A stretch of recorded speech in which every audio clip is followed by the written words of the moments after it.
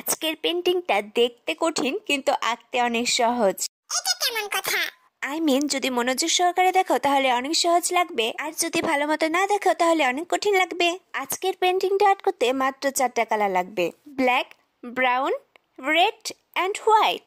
মাত্র 4টা কালার দিয়ে আর্ট করবে? কিভাবে সম্ভব? হ্যাঁ সম্ভব, দেখো তুমি 4টা কালার দিয়ে কত সুন্দর আর্ট করি। আমরা প্রথমে অফলাইনে একটা বয়াম পেন্সিল দিয়ে ড্র করে নিয়েছি।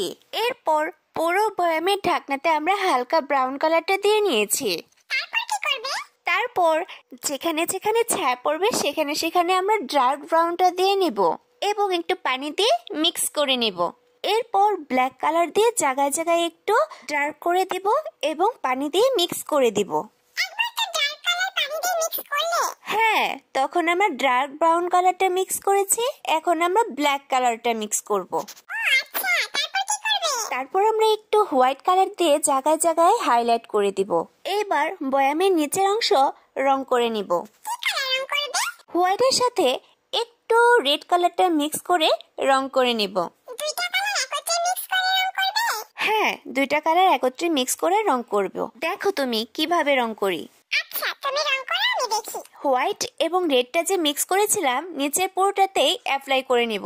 এবার যেখানে যেখানে ছায়া পড়বে ঠিক সেখানে সেখানে আমরা হালকা রেড কালারটা দিয়ে আগে রঙের সাথে মিক্স করে নেব। দেখো কিভাবে করছি। অনেক সহজভাবে তো করছো। সবাই কি পারবে? তুমি পারলে সবাই পারবে, তুমি কি পারবে? হ্যাঁ, আমি পারবো। অনেক সহজ এটা রং করা। হ্যাঁ, অনেক সহজ, সবাই আর্ট করতে পারবে আমি জানি।